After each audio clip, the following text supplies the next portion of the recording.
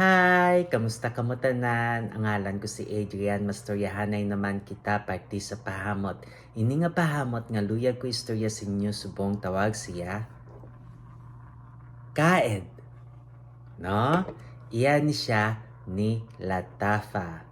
Te ining kaed nga pahamot, pwede ni siya panglalaki o kung pambabayi. Unisex siya. Tani tanan nga pahamot amo na kung lantawon, pwede panglalaki, pwede pambabayi. Te ano ni siya kung simutan.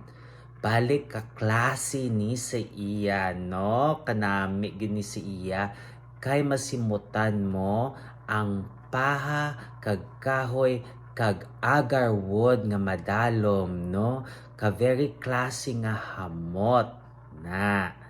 Te, angay ni siya sa tugnaw nga temperatura. Ang angay nga temperatura nga para siya is between 50 to 70 degrees Fahrenheit o kung 10 to 21 degrees Celsius. Te, ano ang iya nga mga nota? For the top, we have cinnamon, cardamom, kag bergamot. Baw ang cardamom masimutan mo gid sa sugod pa lang. For the mid, we have saffron, sandalwood, cedar, kag carnation. Te, masimutan mo gid ang mga kahoy, labi na gid ang sandalwood. No, kag for the base, we have vanilla, agarwood, amber, kag leather na.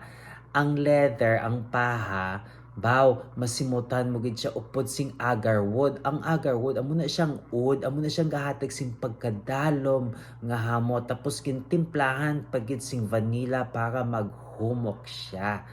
Na ka very classic kaayo nga pahamot no suksokon ko ni siya sa mga sosyal nga okasyon kay kanami si iya kag lantawab lang botelya kanami pagid no na te kung namian ka mo sini nga pahamot pabalaan nyo lang ko kag kung may iban pa ka mga pahamot luyag istorya sa akon ibilin lang sa comment section sa daso naman.